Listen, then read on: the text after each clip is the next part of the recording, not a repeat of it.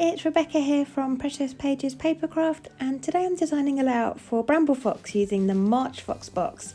I'm also using the new stencil that you get with the Fox Box Plus, and I'm also using a paper snips from last month, number 19. Now, I touched briefly on the Fox Box Plus there. We have two types of subscription at Bramble Fox. We have the Fox Box, where you get your box of acrylics, and then we have the Fox Box Plus, where you also get a paper snips and a stencil included, and they're sent to you every month by post. So I'm going to be using the spring title from this month's Fox Box, and I've pulled out Simple Stories Simple Vintage Indigo Garden collection because the pink just inspired me. I love this collection and I thought the pink worked with it really nicely. And I'm scrapping a photo of my little boy. I can't remember if it was last spring or the spring before. I think it might even be the spring before now. But you might have seen, I quickly showed you at the beginning, I'd sat and drawn myself just a very rough sketch. Sometimes when I'm sat watching TV in the evenings, I'm not completely switched off from scrapbooking, and I might be thinking of ideas as I watch Love Island or whatever I'm watching, and I will jot them down on a little bit of paper quickly, and sometimes just have a little doodle and a play. So I'd drawn myself out a sketch for me to follow. And I've cut the pattern papers in some strips. I actually had a couple of scraps in my pack from this collection that I've used here. So I don't actually think I needed to cut anything fully yet. I do change out that pattern paper I've got at the background there. I just felt it had too much yellow on it and I didn't want to bring yellow into this layout. So I do swap that one out in a minute. But for now I've got 3 strips of paper, and I'm just going to build up some clusters now using some florals and some foliage. Now, I don't have many floral die cuts left with this collection. It was one of the things I used up very quickly when this collection was released. But this is where my paper snips come to the rescue. So there are lots of lovely pink and green florals on here, and I'm going to take some time to fussy cut these out. So these paper snips are fantastic. They're printed on really good quality paper, almost bordering on card. So they're just like die cuts. They've got a nice kind of rigid feel to them. They're not flimsy at all like a sheet of A4 paper would be. So they are perfect for using as embellishments. So I'm just going to take some time to cut some of these out, and I'm going to skip through that because it's really boring.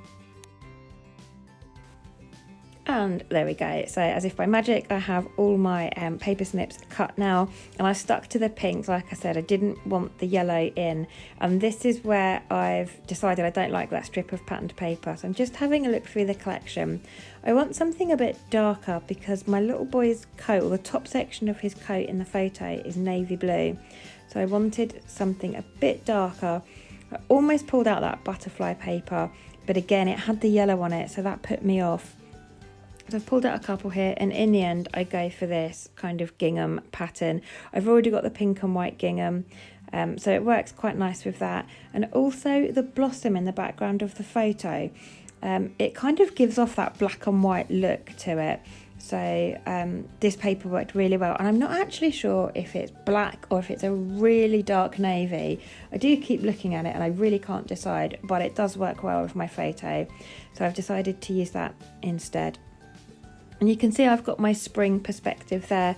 That is going to be my title. And I'm also using the 2 light pink butterflies from the Fox Box. So in this Fox Box, we get so much. I would actually probably make a bold statement here and go as far as to say it's my favourite ever Fox Box.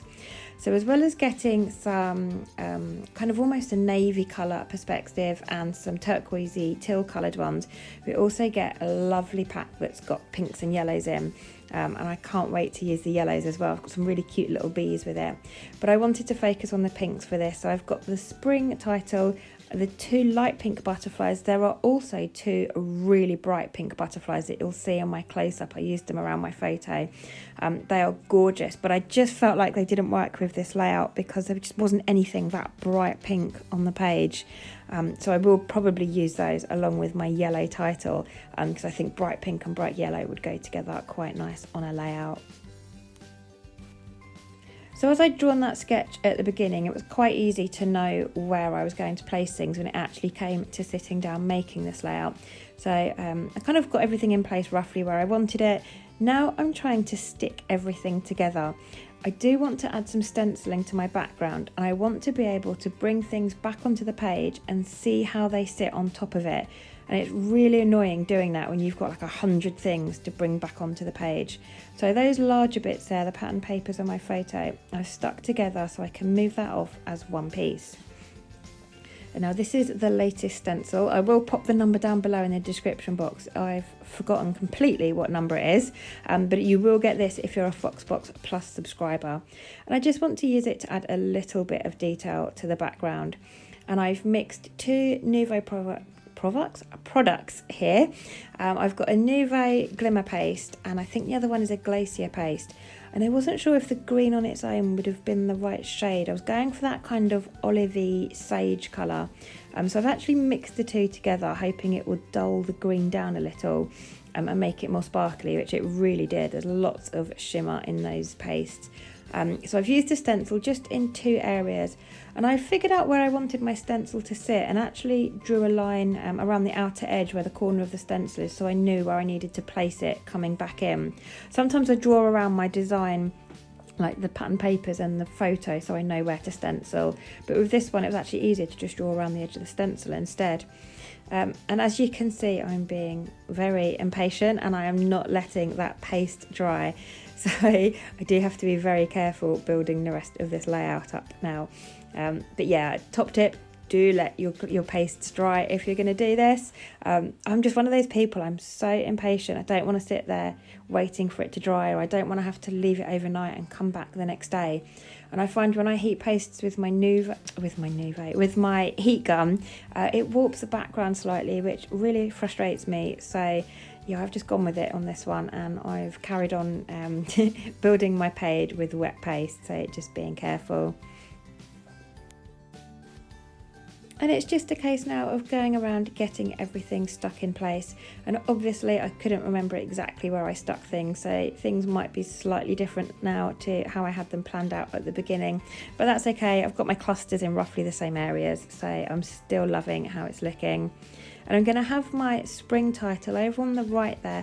There isn't a lot of pink in that corner, so I felt like it stood out more. Had I have put it above or below my photo more to the left, I've got that pink gingham paper and I was worried that the title would get lost. So I always try and place my titles so that they stand out from the colours that are underneath them. And I feel like that works well with that black and white paper down the bottom there. And then I'm going to have one of the butterflies either side of my photo kind of floating around. And I'm raising a lot of things up on foam pads because I like to have a lot of dimension in my layouts. And I like foam pads, and you can see on the left there I've got a sheet of craft foam. I always use that behind my photos, and that's really inexpensive. I buy that from Amazon bulk. I get A4 sheets. I think I bought 50 sheets last time and it cost me about £10. So not expensive, and it lasts forever. And I always like to use that behind photos and larger items that I'm raising up. It's useful for, rather than fiddling about with all those little foam pads. And I've decided here I want to use one of the round stickers from the collection, but I'm going to turn it into an epoxy flare using the Bramble Fox epoxy stickers, and these are fantastic. They're about 1 inch in diameter, so they work really well with paper snips. You'll notice on a lot of the paper snips they have circular items at the bottom, perfect size for the epoxy flare. But they also work well with the stickers from the Simple Stories sticker books. So for this one I've used one that matches my colour scheme. It's pink and dark blue, and it was slightly too small for my flare. Now I could have used my cutter-bee scissors and cut around the flare. They're really easy to cut through, however I wasn't confident I could cut a perfect circle. So instead I've backed my sticker on some dark blue basil cardstock, stuck my epoxy sticker on top, and it's as simple as that. I've got myself a homemade epoxy flare, and I've just placed that to the left of my photo there. I've got all of my paper snips in place, my stenciling is almost dry, and I'm just finishing off now with some Nouveau drops. I've pulled out kind of like a sagey green metallic colour and a lovely pink to match my colour scheme, and I'm just adding 3 dots in 2 places on my layout. And that is pretty much me done. I do faff a little bit with these Nouveaux. My craft room is notoriously cold. It doesn't have any central heating in it. It's part of the house that was intended to be part of the double garage. And then when the planning permission went through, the previous owners changed their minds and had a slightly smaller garage, and we've got this room now that is my craft room. But because it was on the plan for the garage, it doesn't have any heating, so I have to have a like plug-in heater, and it means my Nouveau drops get really cold out here. When I'm not working out here, there's no heating on, so I do end up fiddling with them quite often. I have to sit them in a mug of warm water to get them working, but I got there in the end with those. I just had to kind of get rid of the peaks that I was left with, and that is me done. So I hope you've enjoyed this layout. Thank you so much for joining me. The March Fox box, I believe, is available for subscribers to order now. So if you want to join up as a subscriber, that is. If you're already a subscriber, then it'll be on its way to you shortly. And obviously, if you're a Fox Box Plus subscriber, you'll get the stencil and some gorgeous paper snips as well. But I'll leave some links in the description box below for those of you that like to sign up. Also to the Bramble Fox website, where you can find the shop, and also to our Facebook group. So please do head on and join us. There's loads of inspiration there, and obviously our monthly challenge as well. But thanks for joining me, and I'll see you next time.